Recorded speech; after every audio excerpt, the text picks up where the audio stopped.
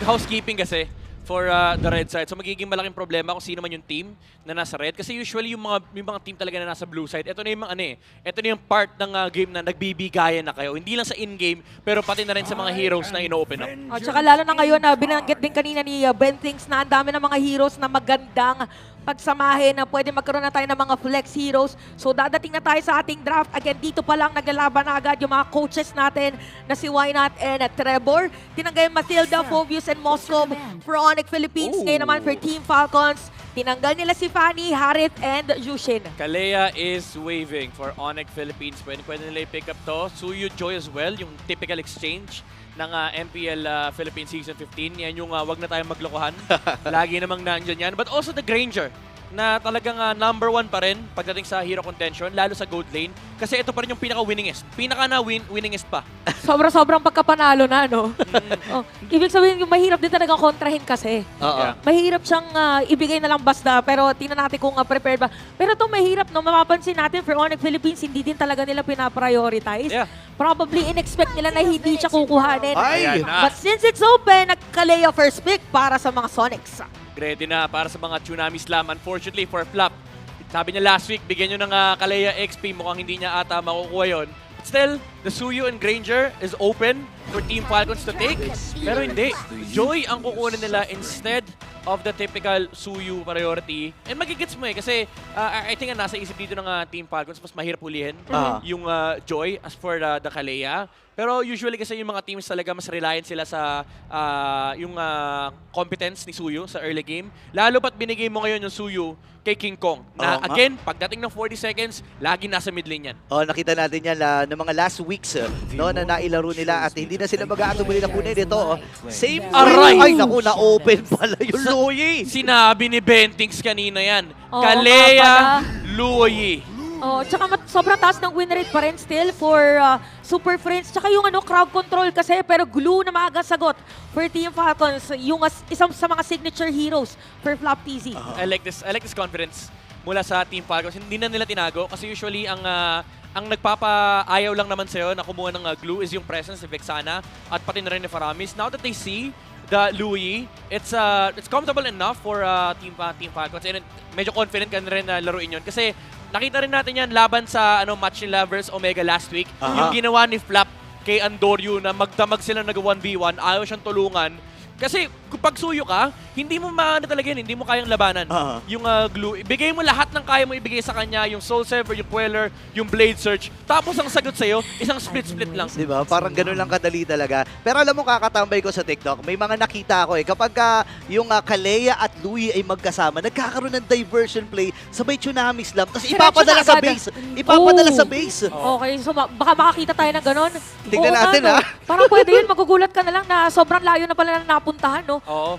Pero ito, kahit tinanggal na Selena din ay hindi natin makikita for this game. Still lacking pa yata na mage yung Team Falcons. Yep.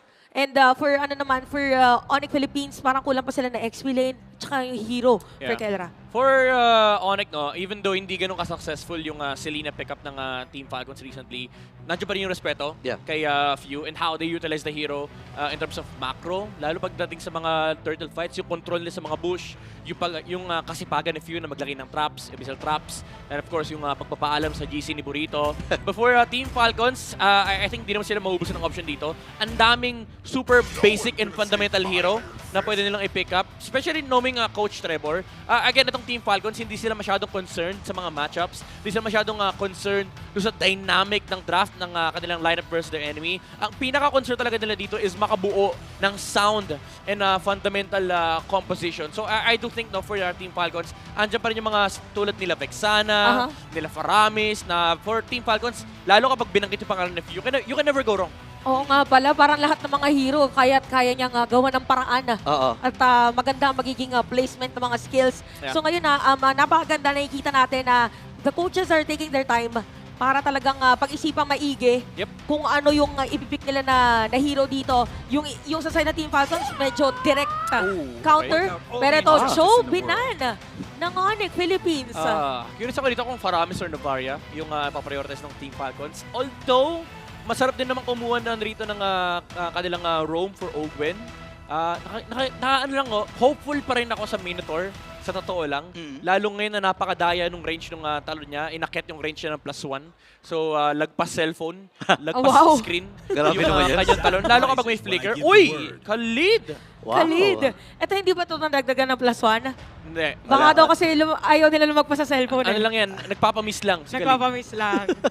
Tsaka tagal natin di nakita itong Khalid. I think ang isa sa mga reason na kailangan nilang magkaroon ng vision no, patungo dito sa isang Louie. Feeling ko yun din yung reason kaya tinanggal nila yung Selena kasi nga naman yung mga traps, mabibisto kagad yung mga hocus-pocus dito ng Onyx Philippines, di ba? I think for both of them, no, medyo familiar din yung Khalid matchup versus the Louie. Ilang beses na natin nakita na usually itong dalawang team na to kapag may kalaban silang Louie, Khalid din yung pinansasagot nila. Medyo concerned lang ako versus the Kalea kasi pwede niyang pwede niyang tanggalin yung presensya nung Khalid sa mga skirmishes. Baka nga hindi tayo umabot sa point na team fight yung makuha dito ng Team Falcons kasi ang taas ng pick-off potential dito ng Onyx Philippines. And then they pick up the Bruno against the Granger. Na, by the way, reverse matchup yung nangyari ngayon. Nung M6 nakita natin, si Granger ang sagot kay Bruno. Pero recently naririnig ko sa mga players, si Bruno yung pinangka-counter kay Granger. Bakit pa?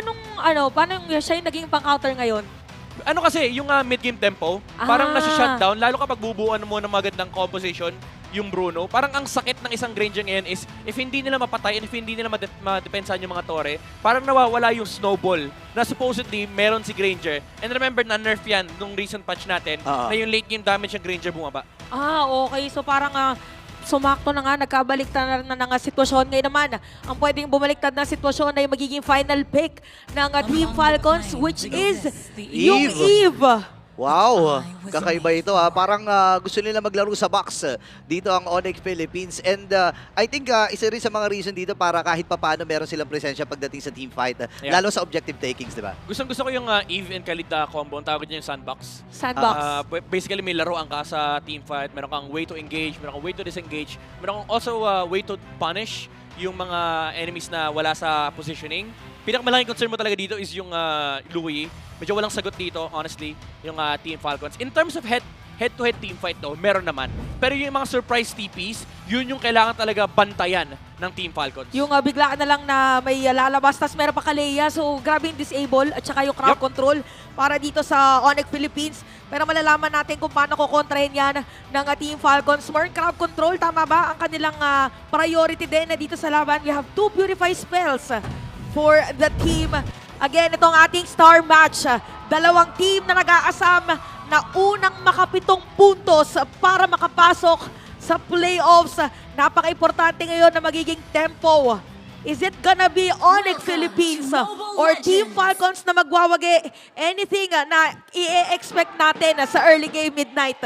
I'd say expect, again, no, yung 40 seconds rotation mula kay King Kong. And also, pagdating ng level 4, meron po kasing combo yung Kalea na hindi lang yung Tsunami Wave into the TP, but also TP into the Tsunami Wave. And malupit dyan, may mga players na kinakasa na kagad yung Wave Breaker. Tapos ginagamit nila yung Wave Breaker as the wall para makatalon, then papasok ko sa TP. Oo nga, kasi hindi mo na nga kailangan ng wall. Basta nandun ka lang sa Wave Breaker mo. Pero may 2v1 na nagkakalap kagad dito sa may bandang ibaba. Ogun and Flap TZ.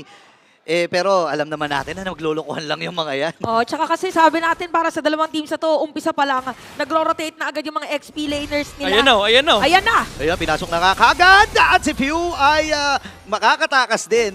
Ito na naman, pero medyo malate to medyo 1 minute na nung pumunta siya sa gitna. Sabi ni King Kong, nadali lang ako ng konti, pero nagawa ko pa rin yung trabaho ko. Pero si Pew, ganda ng heads up niya Alam niyang may sisilip na Suyu sa middle lane, naka-ready na yung Purify. And unfortunately, wala siyang Purify for a bit. So, susceptible pa rin naman yung Eve dito na madalawan. Kaya well covered na ni Ogun dito yung mga side pushes. Grabe yung mga yung bigla ka mabavacuum sa main mid. Yung gusto mo lang naman mag-clear.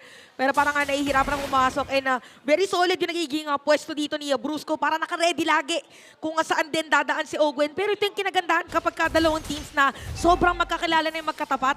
Alam nila kung nasan yung isa't isa. Parang ramdam mo na, ayan o, kagaya yan, si Kyle TC nag-no-no. Diba? So, alam niya na, hindi ako pwede lumabas. Alam ko Oo. na meron nakatago dito, hindi ako magpapakita. Hindi po kita yan, by the way. Sa mga nagtatanong, hindi po kita yan pag nasa bush. Oo. Yung Kalea. Makikita mo na lang ngayon, yung biglang tatalo na lang sa'yo. Ang tawag doon, mga behavior eh. Pero ngayon, si Brusco ay pumasok doon sa may badalikuran. Kyle TZ, tamang dash lang! At si King Kong pa rin makakuha ng unang pagong ng laban. Flap TZ naipit din. Dispersion rotation. Out of the guard, walang tinamaan. Pero si Kirk ay nasa ibabaw ng arin. Ogwen ay sisilip-silip lang. Pero andito na yung diversion play. Doon sa orange ba pumunta? Binago nila na sanay kasi ako na after ng turtle, diretso sa purple. Ito pala Oo. orange. Sabi kasi nila, Team Falcons itong kalaban natin. Ayun na! O yun no, in-RK. Oh, makakataas pa si Kyle. Hindi! Si Bruce makakuha ng first blood. Grabeng combo ang pinapakita ngayon ng Onyx Philippines sa talagang pinag-aralan nila or binabago nila yung usual na nakakasanayan natin na rotation. Sabi nila, nasanay kayo sa King Kong pattern. Pues, welcome to the new pattern. Hindi aggression, pero controlled resource control, controlled jungle control sa side ng Onyx Philippines. And now, Team Falcons, kawawa dito si Kyle TZ kasi mararamdaman niya na naman yung King Kong na nag-i-invade. Oh, tsaka parang lagi nang nakapwesto din agad. Dito sila Brusco. Okay, middle lane. Napalalim yata. Nagamit na yung flicker doon. Napalalim lang si Ogwen. Nakadalawa na kagad dito ang Onyx Philippines. Napakaganda nito. Early start no para dito sa Onyx. Grabe yung pulso ba? Kasi napulsuhan nila na lalalim pa nga doon or parang binate pa nga nila lumalim. Wait lang. Okay, poke lang ang gagawin. More on vision para dito sa Onyx Philippines. Ngayon naman na Team Falcons. Sabi natin parang kailangan muna mag-snowball ni Super Marco pero parang nauuna yata si Kayla in terms of XP sa may top. Yeah, ang kinagandahan ba rito, nag-spawn pa yung gold lane sa top side. Usually yun yung mga favorite ng Bruno, yung kaya niyang gamitin yung crab for the stacking mechanism nung kanyang mecha legs. Kaya naman hindi ka basta-basta pwede makapag-trade lang doon sa Bruno as the Granger. Kasi kapag lumapit ka, within the range yung Rhapsody sa normal attack na isang Bruno. Ayun na, bibigyan kagad. Purify ay nagamit. Binate lang pala doon. Dito ni King Kong. Ni Brusco. Pero pumasok pa rin si King Kong. Natama na Soul Sever doon. Flap TC may ipit. At doon yung Abbot of the Guardian. Sasampahan na nga kagad itong si King Kong. Pero may ipit ata siya sa 5 miyembro ng Onyx Philippines. Nandito na ang pamilya at susugod na. And this time ay Tsunami Slam. Mula dito kay Brusco sa may diversion play. Sino kanya magiging target? Si Super Marco. Pero makakatakas din. Oryx buff ang magiging punteriya. Wala, yung diversion na yan, nakatoka doon sa orange buff para mag-invade. And ang daya ng lineup ng Onyx Philippines dito, parang dalawa yung gatot kacha nila. Talon ng talon sila Kirk at pati na rin sila Brusco dito. And Falcons, ang hirap nito kasi yung resources na pwede nilang makuha, lalo lang nalilimitahan every single time na matatalo sila sa Onyx Philippines. At ang pinakamakakapagpatunay niyan, level 7 na si Kirk. Level 5 pa lang yung ilan sa mga players dito ng Team Falcon. It's just almost 5 minutes para sa taas na naman yung gusto nilang play. Okay, Purify nagamit ni Marco habang si Ogwen ay kailangan din lumayo. Ngayon si Flap TC, nakipagsabayan na sa apat. Few ay narito na rin. Gagawin naman yung reward manipulation. Yes, nagamit niya pero nakatakas yung dalawa. Si Kera ang nasa pahan. Super Friends din dito rin. Moves from Super Friends. Abot ng lugar niya, walang tinamaan pero si Ogwen na may ipit. Super Marco with the kill, nakabawi din. Itong si Monster Mage habang si Flap ay namatay din dun sa may kabilang panig. Okay, paano natin may explain na nabuhay pa si Kelra kahit ang tagal niya na split-splitan o na-shampoo nung glue.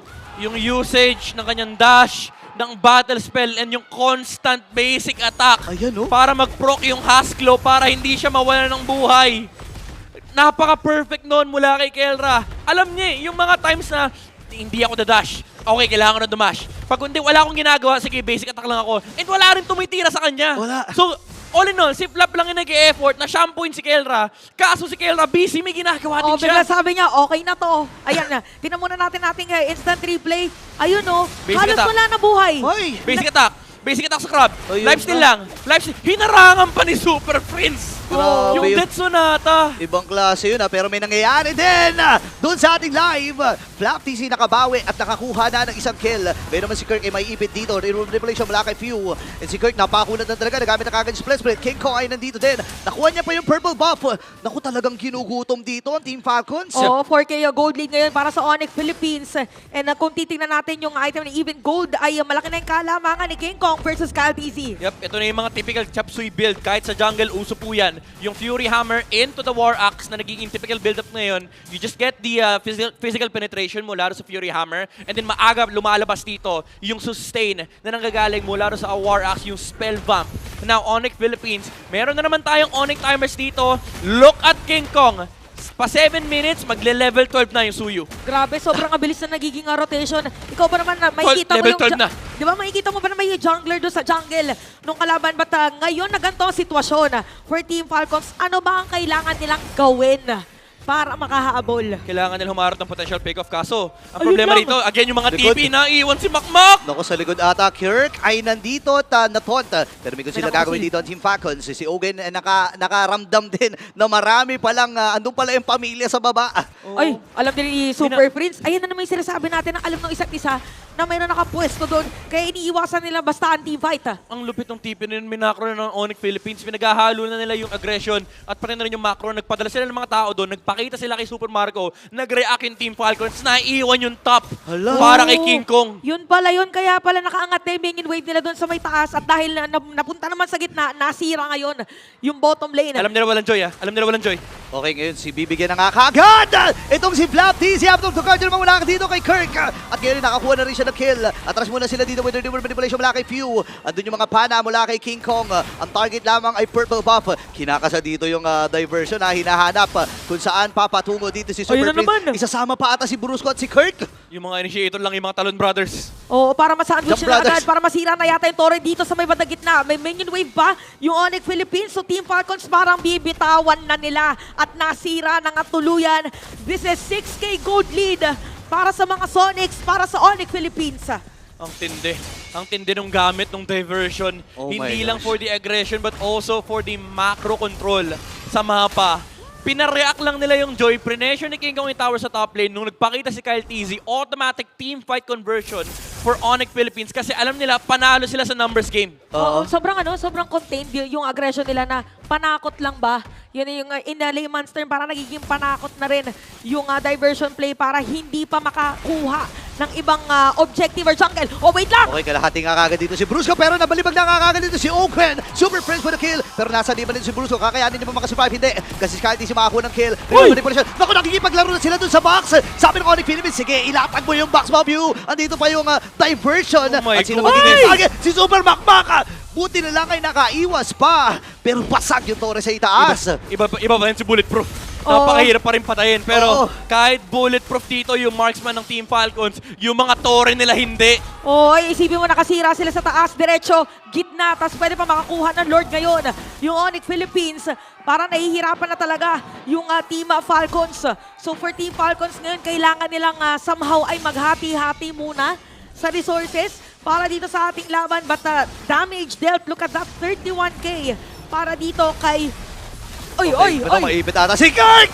Pero si Brusco nakakuha ng kill. Ngayon naman nila ibalibag doon sa may kilid. Dito si Flap TC. Dire-diretso na ang pamilya. Sabay diversion Ayun na na naman sa naman! orange buff. Wala. Ano lang yan, pag-farm lang, sabi ni King Kong. Ayan na! Ano, Prince, padala mo nga ako doon, kulang gold ko eh. Okay, 1v1. Nakuha pa rin dito ni King Kong. Ibang klase. Parang muscle memory no, Midnight. Oo, kumbaga, for Onyx Philippines, ang nasa utak nila pagkatapos ng team fight, pag-farmin natin si King Kong, 906, level 15. Oh, di ba sabi natin pag mga ganyang mga minuto na, level 15 na si King Kong. 906, consistent. Grabe. Pero ito Team Falcons, kilala din sila as a team na grabe din dumepensa at mag-extend ng laban. Hindi na makatao yung gold lead nila, 10 minutes pa lang 11k na. Lagpas pa sa sa 1K lead per minute. Oh, ibang klase to. Ngayon, naka-ready ata dito ang Onyx Philippines, ha? Oh, pero nag-conceal Conceal. ang Team Falcons. Yung Lord at sa may middle lane, si Ogun naghahanap na pwede puntahan. Oy, pero nagkakitaan sila ni Ogwen doon sa may bandang ilalim. Ngayon, yung Lord ay buhay pa rin. Flap TC ay nasa gilid din. Tamang bugal lang siya doon. Split split na gamit niya. Pero kailangan niya umalis. Andito rin si Kelran. Ako, nababaran. Si Brusco at si Super Prince ay nakaabang na kapatid ng Guardian. Nakaiwas. Grabe. Dito si Kelran. Grabe naman, nilalabanan lang kagad. Inaantay lang nila si Flap TC, rather, na bumitaw. At nakakuha na ng Ay! kill. Aray ko po. So, sever lang yun. And this time, si King Kong ay nakakuha ng kill. Mas nakita rin yung burst mula din sa Team Falcons. Super Marco ay nakabawi din. Pero andun na naman yung Tsunami Slam. Tuloy-tuloy lang ang pagdiretso dito ng Onyx Philippines habang babasagin na yung top at bottom. Oh, grabe shift Oy! na kanina para Oy! na talaga makasira. Pero wait lang, pinipilit pa rin. Yun sa may top lane. Uno si Kirk naman ay maiipit. Oh, may si Ogwen rather. Kala! Maiipit din. At tatapusin na ng pamilya ang game number 1. Isang malinis para sa Super Fam. At nakita natin yun na walang iwanan. Sa kanila talagang binitawan nila yung pagsira ng other objective para masamahan. Si Kelran na nagsisplit-split, walang may iwan sa pamilyang to. Sabi